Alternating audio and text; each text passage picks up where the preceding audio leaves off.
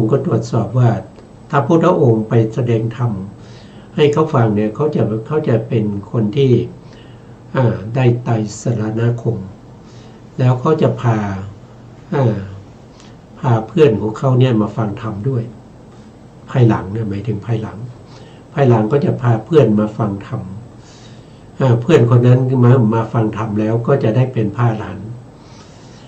เมื่อพระพุทธองค์รู้ประโยชน์อย่างนี้ก็เลยจะไปโปรดจ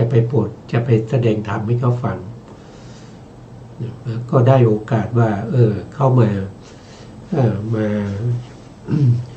อยู่ในศาลาแสดงลัทธิของพวกเดรัจฉีทั้งหลายนะครับอยู่ใกล้ๆกับวัดพระเชตวันเหมือนกันนะครับพระพุทธองค์ก็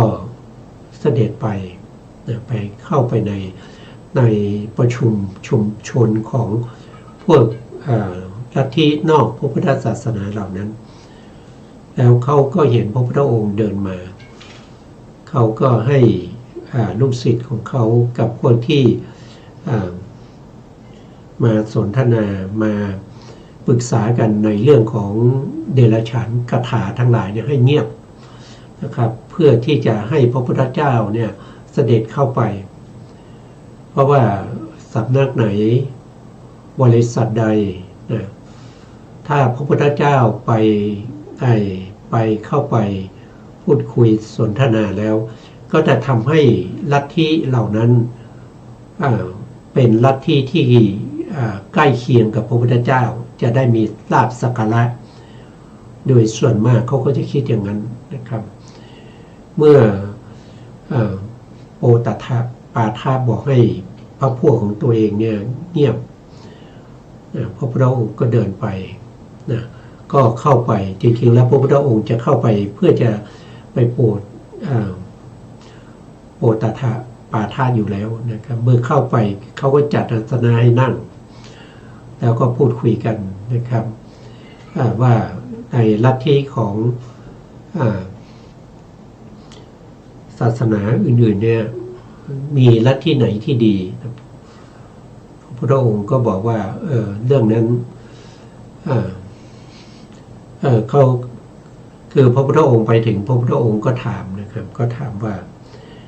กำลังสนทนาเรื่องอะไรกันอยู่เขาก็บอกว่า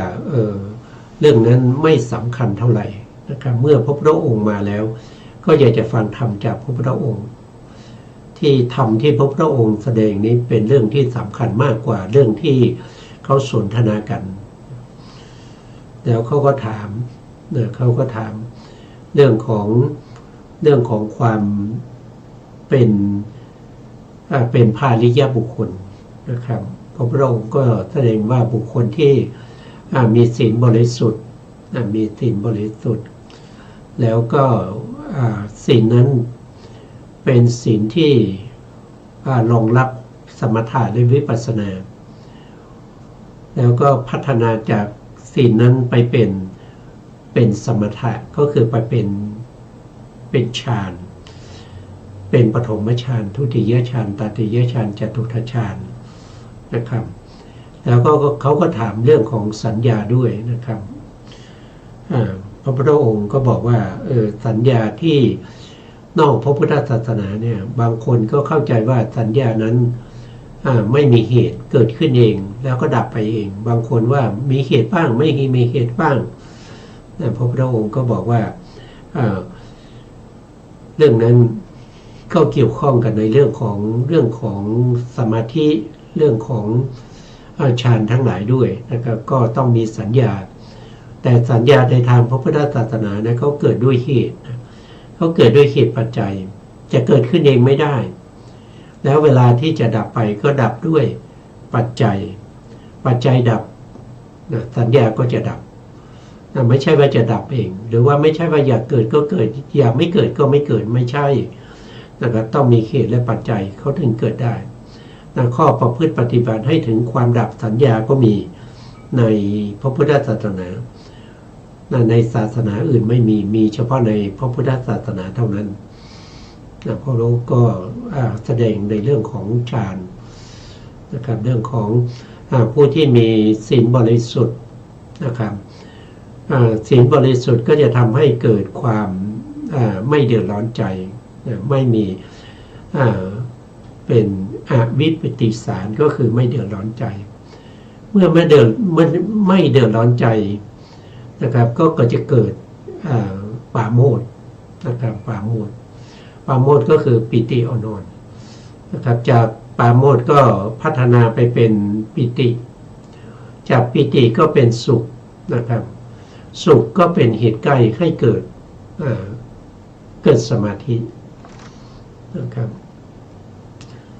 เมื่อเจริญสมถะนะครับแล้วก็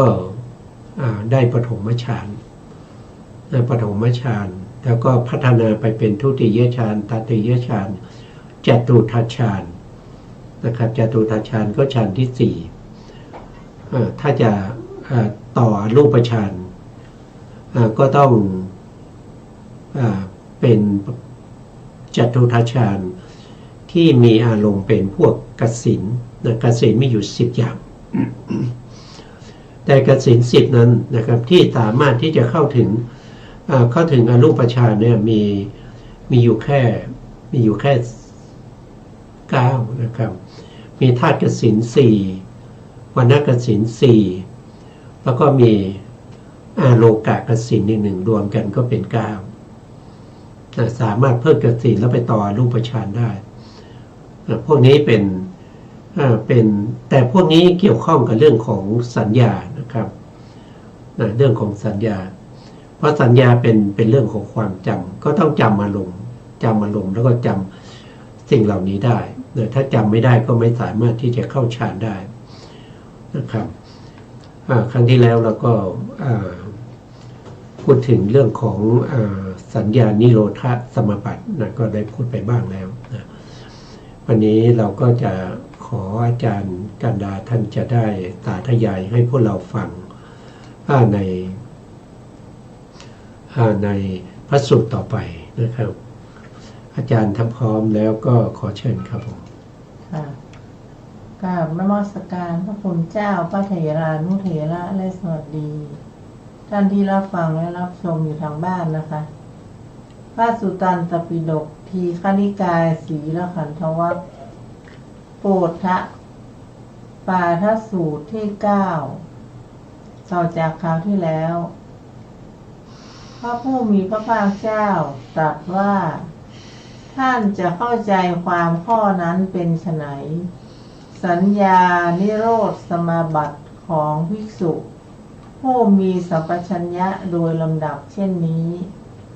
ท่านเคยฟังมาแล้วในการก่อนแต่การนี้บ้างหรือโปฏฐปาทะตอบว่าหามิได้พระเจ้าข้าพระองค์รู้ทั่วถึงธรรมที่พระผู้มีพระภาคเจ้าทรงแสดงแล้วด้วยอาการอย่างนี้แลพระผู้มีพระภาคเจ้าตรัสตอบว่าโปฏฐปาทะเพราะเหตุที่ภิกษุมีสกสัญญาคือออกจากปฐมฌานแล้วมีสัญญาในทุติยฌานออกจากทุติยฌานแล้วมีสัญญาในตติยฌานโดยลำดับไปถึงยอดสัญญาเมื่อเธอตั้งอยู่ในยอดสัญญามีความคำนึงอย่างนี้ว่าเมื่อเราคิดอยู่ไม่ดีเลย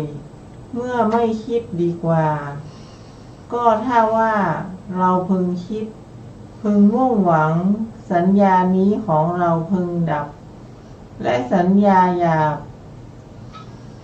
อย่างอื่นเกิดขึ้นถ้ากระไรเราไม่ควรคิดไม่ควรมุ่งหวังจึงไม่คิดด้วยไม่มุ่งหวังด้วยเมื่อไม่คิดไม่มุ่งหวังสัญญานั้นย่อมดับด้วยทั้งสัญญาหยาบอย่างอื่นย่อมไม่เกิดขึ้นด้วยเธอยอมถือ ถึงสัญญานิโรธสัญญานิโรธสมาบัติของภิกษุผู้มีสัมปชัญญะโดยลำดับย่อมมีอย่างนี้แลอย่างนี้แหละโปฏฐปาทะโปฏฐปาทะกล่าวว่าข้าแต่พระองค์ผู้เจริญพระผู้มีพระภาคเจ้าทรงบัญญัติยอดสัญญาหรืออากินจัญญายตนะอย่างเดียวเท่านั้นหรือว่าทรงบัญญัติยอดสัญญาเป็นอันมากพระเจ้าค่ะพระผู้มีพระภาคเจ้าตรัสตอบว่าเราบัญญัติยอดสัญญาอย่างเดียวก็มีมากก็มีโปฏฐปาทะพระผู้มีพระภาคเจ้าทรงบัญญัติยอดสัญญาอย่างเดียวก็มีนั้นอย่างไรที่ว่ามากก็มีนั้นเป็นอย่างไรพระเจ้าข้าพระผู้มีพระภาคเจ้าตรัสตอบว่าภิกษุถึงสัญญานิโรธฉันใดฉันใดเราบัญญัติยอดสัญญานั้นเราบัญญัติยอดสัญญาอย่างเดียวก็มีมากก็มีอย่างนี้แลโปฏฐปาทะพระเจ้าข้าสัญญาเกิดก่อนสัญญาเกิดทีหลังหรือว่าทั้งสัญญาทั้งญาณเกิดไม่ก่อนไม่หลังกันพระผู้มีพระภาคเจ้าตรัสตอบว่าโปฏฐปาทะสัญญาแลเกิดก่อนญาณเกิดทีหลังก็เพราะสัญญาเกิดขึ้นญาณจึงเกิดขึ้นเขารู้อย่างนี้ว่าญาณได้เกิดขึ้นแล้วแก่เราเพราะสัญญานี้เป็นปัจจัยท่านฟังทราบความข้อนั้นได้โดยปริยายว่าสัญญาเกิดก่อนญาณเกิดทีหลังก็เพราะสัญญาเกิดขึ้นญาณจึงเกิดขึ้นได้โปฏฐปาทะสัญญาเป็นอัตตาของบุรุษหรือว่าสัญญาอย่างหนึ่งอัตตาอย่างหนึ่งพระเจ้าข้าพระผู้มีพระภาคเจ้าตรัสตอบว่าโปฏฐปาทะท่านหมายถึงอัตตาเช่นไรข้าพระองค์หมายถึงอัตตาที่หยาบซึ่งมีรูปเป็นที่ประชุมแห่งมหาภูตรูปสี่มีกวะริงการาหาระเป็นภักษาโปฏฐปาทะก็อัตตาของท่านหยาบมีรูปเป็นที่ประชุมมหาภูตรูปสี่มี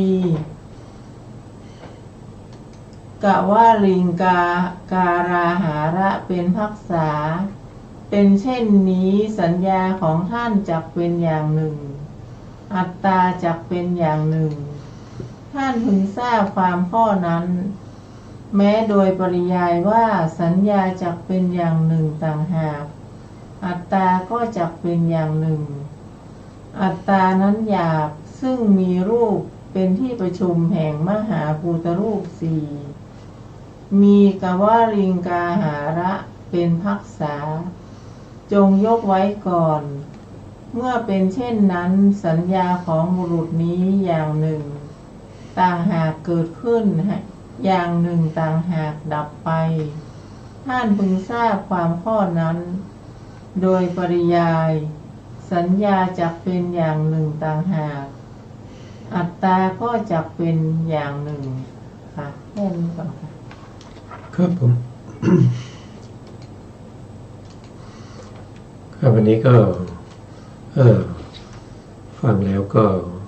รู้ถึงลัทธิของนอกพระพุทธศาสนานะครับนอกพระพุทธศาสนาเนี่ยเขายึดนะเขายึดเอารูปเนี่ยเป็นอัตตาเป็นตัวตนรูปนะครับที่เกิดขึ้นนะเขายึดถือว่าเป็นอัตตาเป็นตัวตนแต่ในทางพระพุทธศาสนาแล้วรูปของเรานั้นมันเป็นอนัตตาเพราะมันเป็นรูปที่บังคับบัญชาไม่ได้นะครับแล้วก็มีการ เสื่อมสิ้นสลายไปจะให้เป็นไปตามที่เราต้องการไม่ได้รูปเหล่านั้นถูกปรุงแต่งด้วยปัจจัยเมื่อปัจจัยหมดรูปก็สลายไปแต่ที่เขาถามนี่เขาถามเรื่องของสัญญากับรูปนะครับสัญญากับรูปเนี่ยเป็นอันเดียวกันหรือเปล่าหรือว่าเป็นคนละอันนะครับถ้าว่าโดยปรมัตถ์แล้วนะสัญญากับรูปเนี่ยก็เป็นสภาวธรรมคนละอย่างกันนะครับถ้าเป็นสัญญาก็จะเป็นนามธรรมนะเป็นนามธรรมถ้าเป็นรูปก็ได้แก่รูปธรรมนะรูปธรรมเนี่ยนะเป็นตัวที่เป็นประธานในรูปทั้งหลายเหล่านั้นก็เป็นมหาพุทธรูปมหาพุทธรูปสี่นะมหาพุทธรูปสี่ก็เกิดจากปัจจัยเหมือนกันนะมหาพุทธรูปสี่เนี่ยเกิดจากสมุฏฐานอยู่สี่อย่างนะเกิดจากกรรมก็มีนะเกิดจากจิตก็มีเกิดจากอุตุก็มีเกิดจากอาหารก็มีสมุฏฐานอยู่สี่อย่างนะแต่ละสมุฏฐานนี่ก็ขึ้นอยู่กับว่ารูปนั้นเป็นรูปอะไรอย่างเช่นมหาพุทธรูปที่ประกอบอยู่ในจักขุประสาทอย่างเงี้ยมหาพุทธรูปที่อยู่ในจริงๆแล้วต้องพูดว่าจักขุประสาทที่อาศัยมหาพุทธรูปเกิดเพราะว่ามหาพุทธรูปเนี่ยเป็นที่อาศัยเกิดของอุปาทายรูปจักขุประสาทนี่เกิดจากกรรมเมื่อจักขุประสาทนี่อาศัยมหาพุทธรูปเกิดนะครับเพราะฉะนั้นมหาพุทธรูปนั้นก็ต้องเกิดจากกรรมถ้าไม่เกิดจากกรรมแล้วจักขุประสาทอาศัยไม่ได้เพราะจักขุประสาทนี่เป็นรูปที่เกิดจากกรรมอย่างเดียวเพราะฉะนั้นก็ต้องเป็นมหาพุทธรูปที่เกิดจากกรรมอย่างเดียว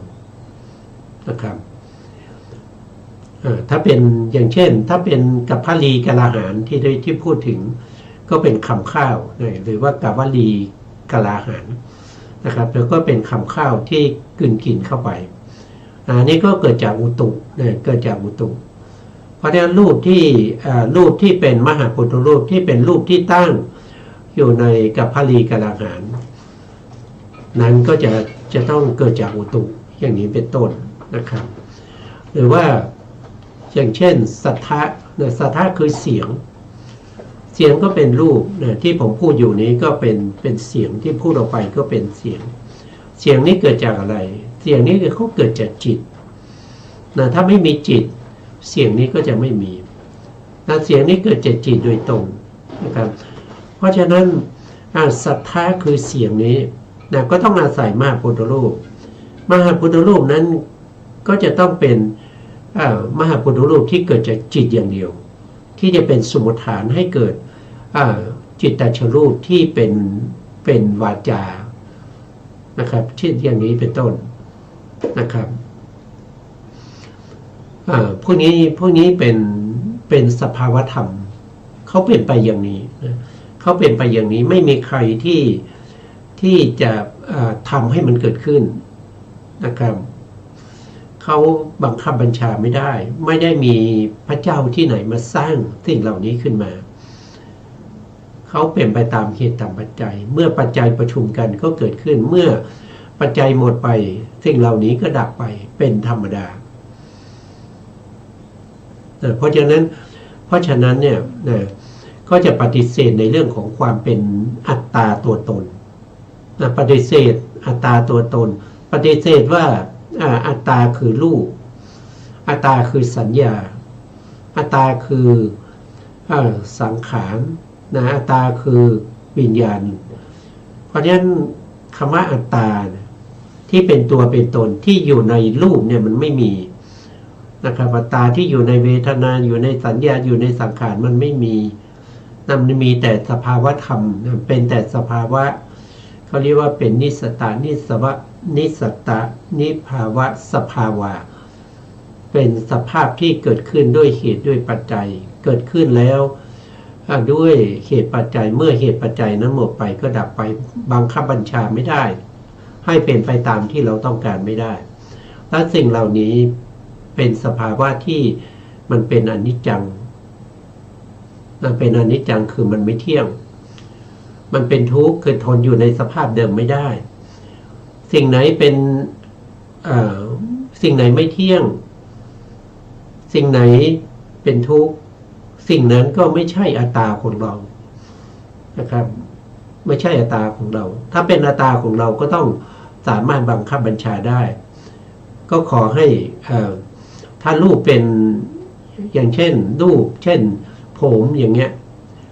ผมนี้ขออย่าได้งอกเลยนะครับถ้ารูปนั้นมันเป็นเราเนี่ยเราบังคับบัญชาได้เราบอกว่าไม่ต้องงอกมันก็ต้องไม่งอกใช่ไหมครับเราบอกว่ารูปนี้อย่าเจ็บไข้ได้ป่วยเลยรูปนี้ก็ต้องไม่เจ็บไข้ได้ป่วยแต่นี้มันทำไม่ได้นะครับทำไม่ได้พออายุมากขึ้นผมก็งอกหนังก็เหี่ยวฟันก็หักนะครับโรคภัยไข้เจ็บก็มานะครับเราบังคับบัญชาไม่ได้นะเพราะฉะนั้นสิ่งเหล่านี้มันไม่ใช่ตัวเรานะถ้าเป็นตัวเราเราต้องบังคับบัญชาได้นะครับครับต่อไปครับอาจารย์โปรดปาทะข้าพระองค์หมายถึงอัตตาอันสำเร็จด้วยใจมีอวัยวะน้อยใหญ่ครบทุกอย่างมีอินทรีย์ไม่บกพร่องพระผู้มีพระภาคเจ้าตรัสตอบว่าโปรดปาทะอัตตาของท่านก็สำเร็จด้วยใจมีอวัยวะน้อยใหญ่ครบทุกอย่างมีอินทรีย์ไม่บกพร่องเมื่อเป็นเช่นนั้นสัญญาของท่านจักเป็นอย่างหนึ่งและอัตตาของท่านก็จักเป็นอย่างหนึ่งท่านพึงทราบความข้อนั้นแม้โดยปริยายเช่นดังว่าสัญญาจักเป็นอย่างหนึ่งต่างหากอัตตาก็จักเป็นอย่างหนึ่งอัตตาสำเร็จด้วยใจมีอวัยวะน้อยใหญ่ครบทุกอย่างมีอินทรีย์ไม่บกพร่องจึงยกไว้ก่อนเมื่อเป็นเช่นนั้นสัญญาของบุรุษนี้อย่างหนึ่งต่างหากเกิดขึ้นอย่างหนึ่งต่างหากดับไปท่านพึงทราบความข้อนั้นโดยปริยายว่าสัญญาจักเป็นอย่างหนึ่งต่างหากอัตตาก็จักเป็นอีกอย่างหนึ่งโปรดปาทะข้าพระองค์หมายถึงอัตตาที่ไม่มีรูปสำเร็จด้วยสัญญาพระผู้มีพระภาคเจ้าตรัสตอบว่าโปรดปาทะก็อัตตาของท่านที่ไม่มีรูปสำเร็จด้วยสัญญาเมื่อเป็นเช่นนั้นสัญญาของท่านจักเป็นอย่างหนึ่งต่างหากอัตตาของท่านจักเป็นอย่างหนึ่งท่านพึงทราบความข้อนั้นแม้โดยปริยายเช่นดังว่าสัญญาจักเป็นอย่างหนึ่งต่างหากอัตตาก็จักเป็นอีกอย่างหนึ่งอัตตาที่ไม่มีรูปสำเร็จด้วยสัญญานี้จงยกไว้ก่อนเมื่อเป็นเช่นนั้นสัญญาของบุรุษนี้อย่างหนึ่งต่างหากเกิดขึ้นอย่างหนึ่งต่างหากดับไปท่านพึงทราบความข้อนั้นแม้โดยปริยายว่าสัญญาจักเป็นอย่างหนึ่งต่างหากอัตตาจักเป็นอย่างหนึ่งค่ะแค่นี้ก่อนค่ะครับวันนี้ก็คือความคิดความเห็นในลัทธิต่างๆเนี่ยมันหลากหลายมากมายนะหลากหลายมากมายบางคนก็เข้าใจว่าสัญญากับอัตตาเนี่ยเป็นอันเดียวกันถือเอาสัญญานี่เป็นอัตตาในลักษณะอย่างนี้ท่านจะเรียกว่าเป็นประเภทที่เป็นอุเฉททิฏฐิก็คือมันขาดศูนย์นะบางคนก็จะเข้าใจว่าสัญญากับอัตตาเป็นคนละอันนะครับเมื่อสัญญาดับไปหรือว่าเมื่อรูปนั้นดับไปนะครับตัวอัตตาก็จะล่องลอยออกไปนะครับไปหารูปใหม่อยู่ไปหาสัญญาใหม่นะครับเขามีความเข้าใจว่าอย่างนั้น อันนี้เป็นความที่เข้าใจผิดนะเข้าใจผิด เพราะว่าไม่ว่าจะเป็นจะเป็นสัญญาหรือรูปนะเมื่อเกิดขึ้นแล้วก็ต้องดับไปสัญญาเป็นนามธรรมเมื่อเกิดขึ้นแล้วมันก็จะมีอนุขณะอยู่3ขณะก็คือขณะที่เกิดขึ้นแล้วก็ตั้งอยู่แล้วก็ดับไปก็ดับไปและสัญญาใหม่ก็จะเกิดขึ้นเมื่อมีเหตุมีปัจจัยใหม่เกิดขึ้นไม่ใช่ว่าเกิดขึ้นแล้วตั้งอยู่ตลอดไปหรือว่าไม่ใช่มีสัตว์มีบุคคลไปอยู่ในสัญญานั้นแต่มันไม่มีมันสัญญาเป็นสภาวธรรมนะครับมันมีจริงสัญญามีจริงนะรูปมีจริงไม่ใช่ไม่มีแต่ตัวตนที่อยู่ในรูปอยู่ในสัญญานั้นมันไม่มีมันไม่มีสัญญาก็เป็นแต่สภาวะของความจำเกิดขึ้นมาแล้วทำหน้าที่ในการจำนะครับจำได้หมายรู้เท่านั้นเองนะครับสัญญาโดยส่วนมากก็จะพูดในเรื่องของฌานนะครับตั้งแต่ปฐมฌานนะครับปฐมฌานทุติยฌานตติยฌานจนถึงจตุตฌานแล้วก็ไปพูดถึงสัญญาที่ในอรูปฌานรูปฌานก็คืออากาสานัญจายตนะอันนี้ก็เป็นสัญญาถ้าไม่ใช่สัญญากันเลยถ้าไม่จำไม่มีความจำไม่มีความรู้สึกในเรื่องของฌานพวกนี้นะครับมันก็เข้าฌานไม่ได้เพราะอาศัยความจำอาศัยลักษณะที่จำได้นะครับจำได้ว่ามันเป็นลักษณะอย่างเงี้ยตอนเราเข้าฌานเนี่ยเราเข้าปฐมฌานครั้งแรกเรามีความรู้สึกยังไงเราทำยังไงนะครับแล้วเราใช้อะไรเป็นอารมณ์แล้วเรากำหนดยังไงเราพิจารณาอย่างไรเราเพ่งอารมณ์ยังไงต้องใช้สัญญานะสัญญาเป็นตัวจำนะครับถ้าจำได้ในครั้งต่อไปเวลาเรามาเจริญสมาธิเจริญเพื่อจะเข้าปฐมฌานเราก็จำสัญญาได้เราก็ทำความรู้สึกให้เหมือนกับที่เราเข้าปฐมฌานครั้งแรกมันก็จะเข้าฌานได้มันก็จะเข้าฌานได้แต่ไม่ใช่เวลาเข้าฌานเนี่ยไม่ใช่ตัวสัญญาอย่างเดียวนะที่เป็นตัวให้เข้าได้มันก็ขึ้นอยู่กับสตินะขึ้นอยู่กับสติขึ้นอยู่กับวิริยะขึ้นอยู่กับปัญญาอีกหลายตัวนะครับแต่เรื่องของความจำอารมณ์เนี่ยเขายกให้สัญญานะครับจำอารมณ์ทั้งหลายจำสีอย่างเช่นเวลาที่เราเพ่งกสิณอย่างเงี้ยเวลาเราเอาดินมาปั้นเป็นองค์กสิณทำให้กลมๆนะครับแล้วมาตั้งอยู่ตรงหน้าแล้วก็นั่งห่างจากองค์กสิณประมาณ2 ศอกแล้วก็เพ่งองค์กสิณเพ่งให้ทั่วๆนะครับแล้วก็ทำความรู้สึกถึงองค์กสิณนั้นนะครับใจก็จดจ่ออยู่ในองค์กสิณปากก็บ่นไปปากก็บอกว่าปัทวีปัทวีปัทวีใจก็จดจ่ออยู่นะครับแล้วก็มีความเพียรนะครับอาศัยความเพียรนะครับไม่ท้อถอยมีความอดทนนะครับเวลาที่เราเพ่งเราก็มีองค์3นะ1ก็คือมีองค์กสิณตาต้องจดจ่ออยู่ที่เป็นปฏิภาคนิมิตนะครับแล้วก็มีใจอย่าหลุดนะใจก็ต้องจดจ่ออยู่แล้วก็3ก็คือจะต้องมีคำภาวนานะเมื่อครบ3อย่างนี้นะครับก็ครบองค์กสิณนะครับมีคำบริกรรมแล้วก็มีใจที่จดจ่อในองค์กสิณแล้วก็มีจิตก็มุ่งอยู่ที่องค์กสิณจนกว่าองค์กสิณนั้นมันจะติดที่ใจนะครับถ้ามันติดที่ใจเราก็ไม่ต้องไปเพ่งองค์กสิณ เราก็ไม่ต้องไปเพ่งตัวองค์กสิณที่เราทำขึ้นมาเราก็หลับตาแล้วก็เพ่งที่มันติดอยู่ที่ใจนะครับเวลาที่ติดอยู่ที่ใจเนี่ยเป็นอุคหานิมิตภาพทุกอย่างมันจะเหมือนกันกับที่เราใช้ตาเพ่งแต่อันนี้มันอยู่ที่ใจเพ่งด้วยใจไม่ได้เพ่งด้วยตาแล้วนะครับแต่ถ้ามันหลุดไปมันจางไปก็ต้องไปเพ่งใหม่ต้องใช้ตาเพ่งใหม่ พ่งจนมันติดที่ใจ แล้วก็ทำให้ที่มันติดที่ใจเนี่ยที่มันมีลักษณะเหมือนกันกับที่เพ่งด้วยตา เมื่อเราเพ่งไปนานๆมันก็จะเปลี่ยนสภาพของนิมิตนั้นจากอุคหานิมิตไปเป็นปฏิภาคนิมิต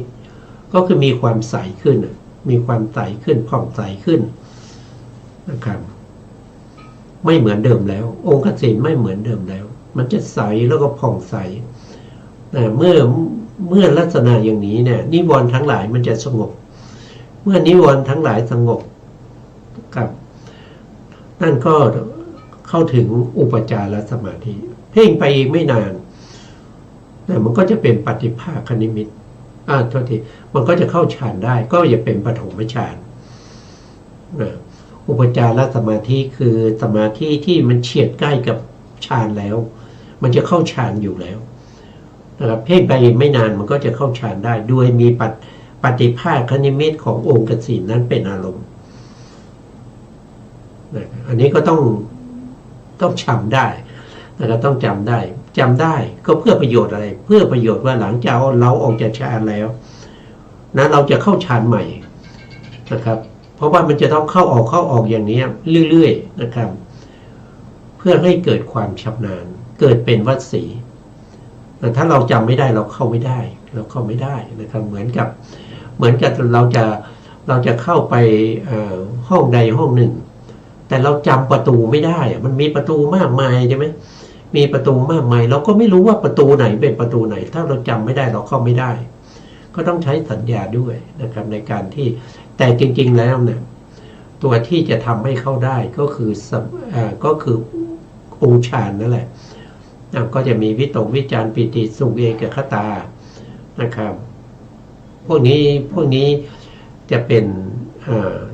ป็นตัวที่ทำให้อยู่ในฌานได้แต่ก่อนเข้าฌานเราต้องจำหนทางในการดำเนินไปเหมือนกับเวลาเราไปหาบ่อน้ำเมื่อไปหาบ่อน้ำแล้วเนี่ยใหม่ๆเราก็ไม่รู้ทางใช่ไหมครับเราไปหาบ่อน้ำเมื่อเจอบ่อน้ำแล้วเราดื่มกินอาบแล้ว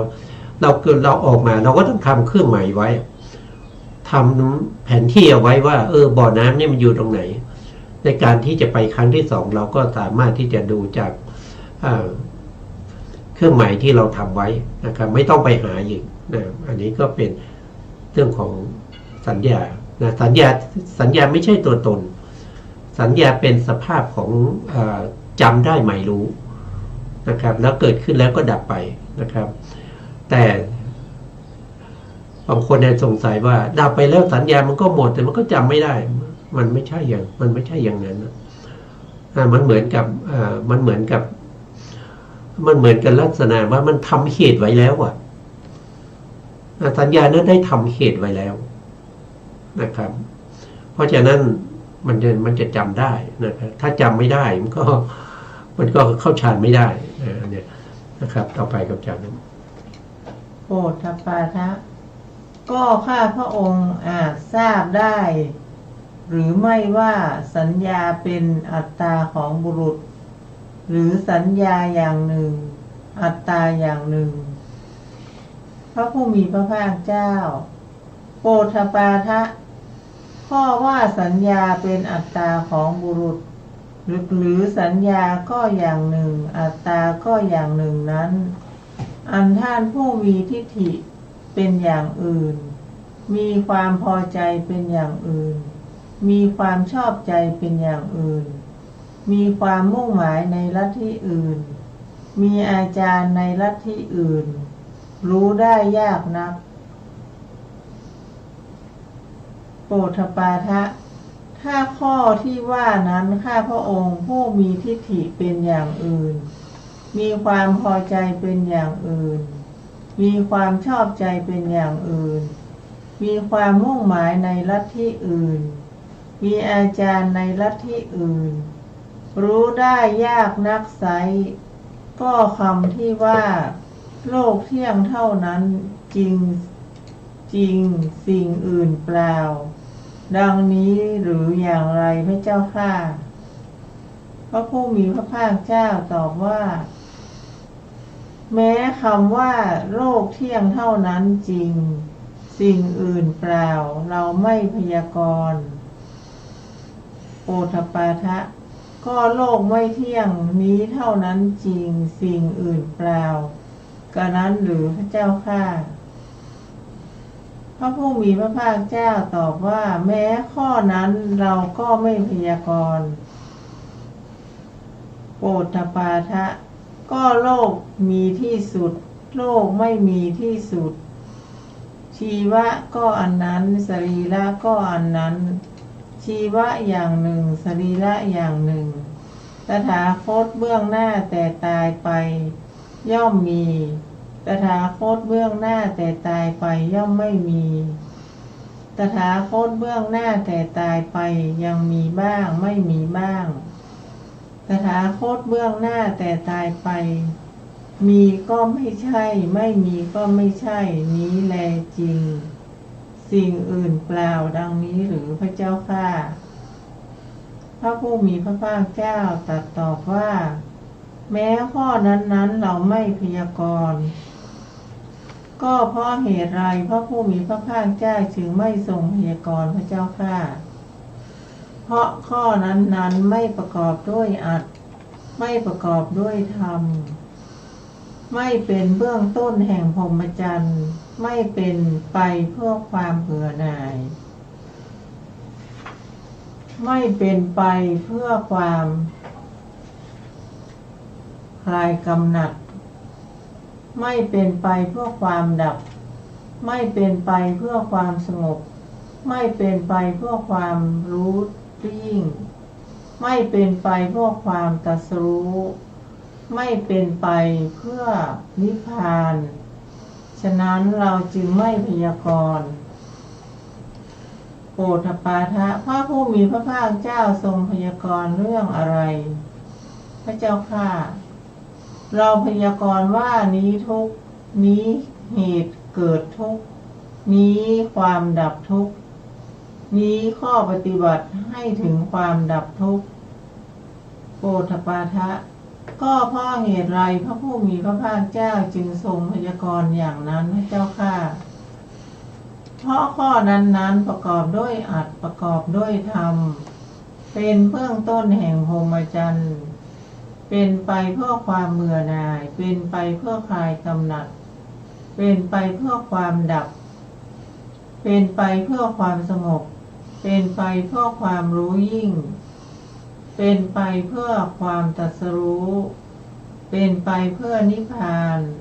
ฉะนั้นเราจึงพยากรณ์โอทปาทะข้าแต่พระผู้มีพระภาคเจ้าข้อนี้เป็นอย่างนั้น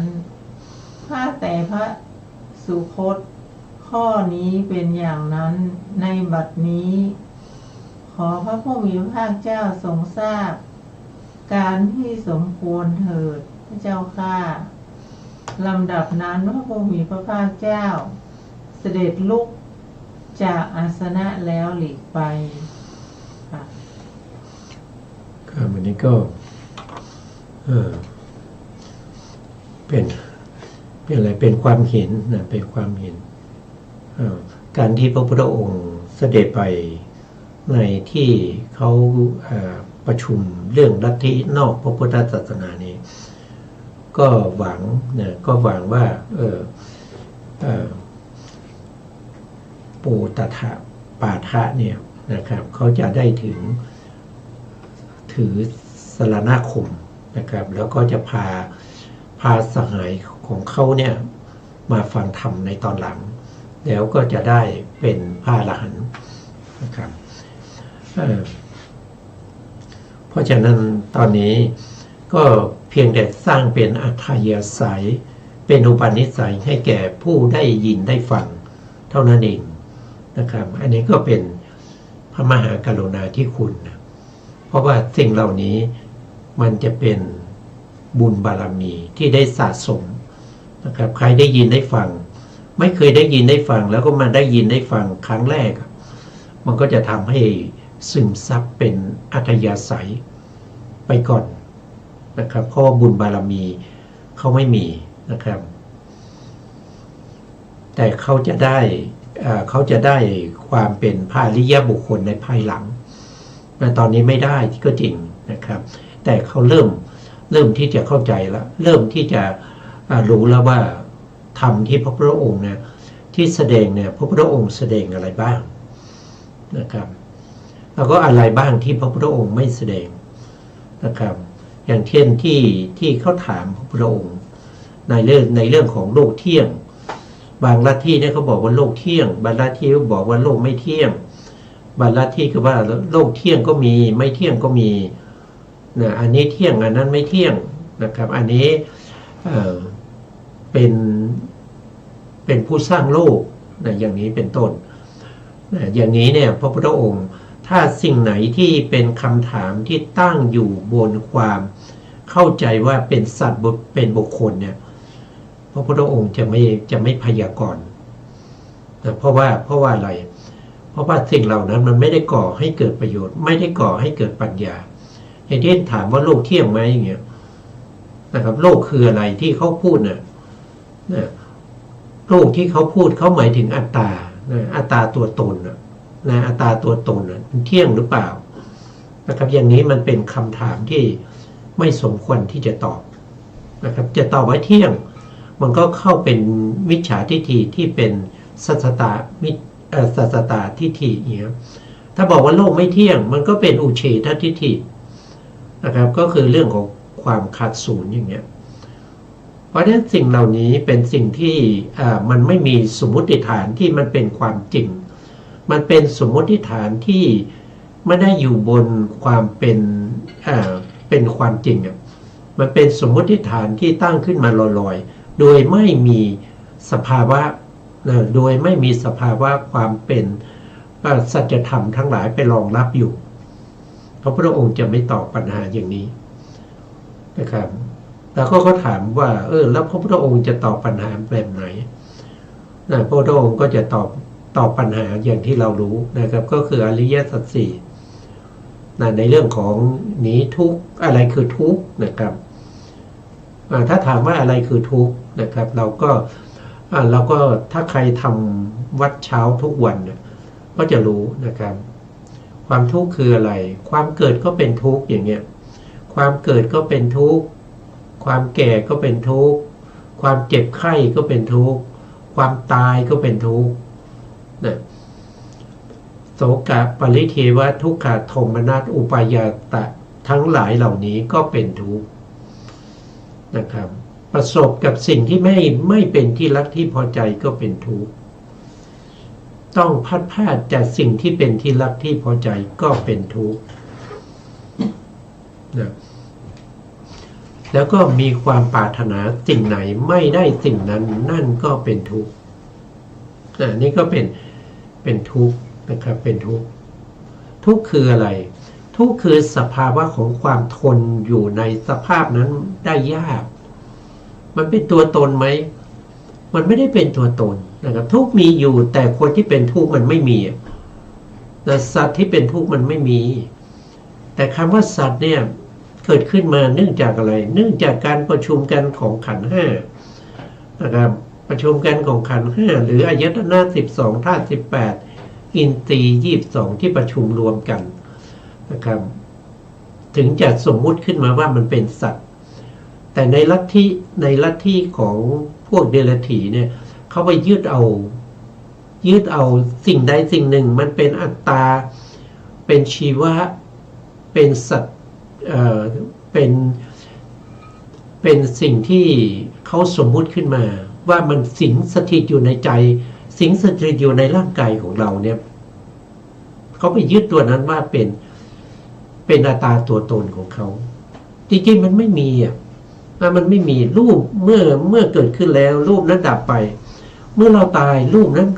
มันก็วิญญาณก็ออกวิญญาณก็ดับเดี๋ยวพอรูปนั้นมันก็เคลื่อนไหวไม่ได้เขาก็ไปเผามันไม่ได้มีตัวตนล่องลอยออกจากรูปนั้นมันไม่ใช่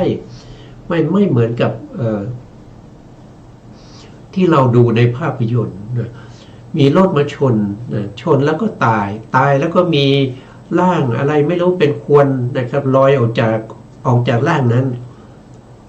อันนั้นเป็นมิจฉาทิฏฐิเพราะฉะนั้นปัญหาอย่างนี้พระพุทธองค์ไม่พยากรณ์สิ่งที่พระพุทธองค์พยากรณ์นั้นคือหนีทุกข์ได้แก่อะไรก็คือได้แก่รูปนามขันธ์ห้านี้เหตุให้เกิดทุกข์ได้แก่อะไรก็คือได้แก่ตัณหาคือโลภะความยินดีเพลิดเพลินนั้นอันนี้เป็นเหตุให้เกิดทุกข์นี้คือที่ดับทุกข์อะไรคือที่ดับทุกข์ก็คือความไม่เป็นไปของทุกข์และก็ของสมุทัยตรงไหนที่มันดับทุกข์ดับแล้วก็สมุทัยดับ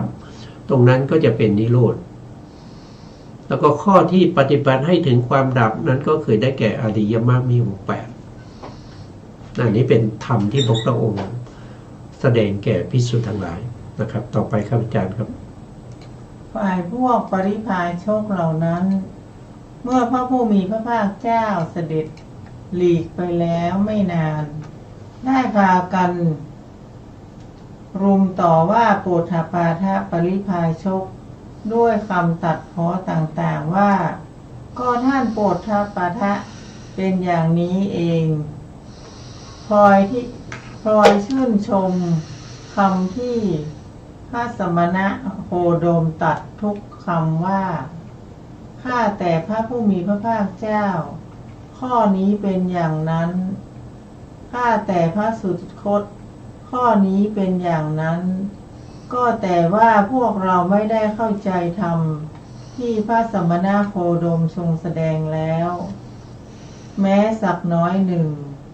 ว่าโลกเที่ยงหรือโลกไม่เที่ยงโลกมีที่สุดหรือโลกไม่มีที่สุดชีวะก็อันนั้นสรีระก็อันนั้นชีวะอย่างหนึ่งสรีระอย่างหนึ่งตถาคตเบื้องหน้าแต่ตายไปมีอยู่ตถาคตเบื้องหน้าแต่ตายไปไม่มีอยู่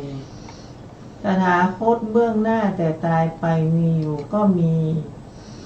ไม่มีอยู่ก็มีตถาคตเบื้องหน้าแต่ตายไป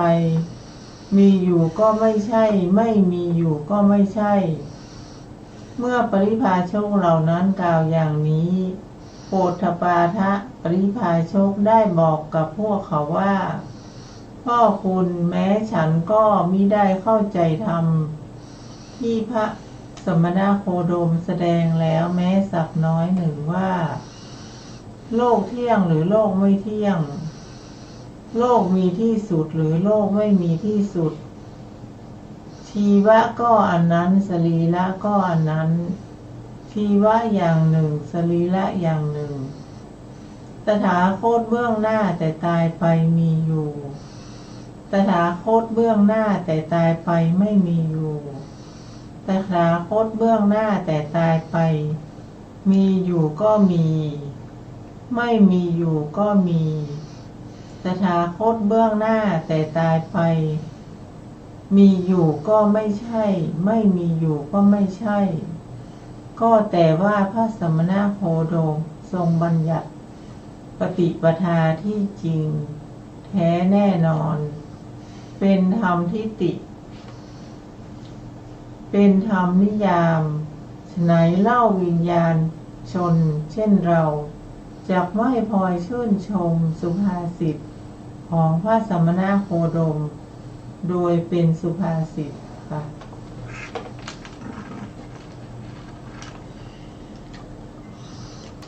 ครับอันนี้ก็มันก็ขึ้นอยู่กับอะไรขึ้นอยู่กับ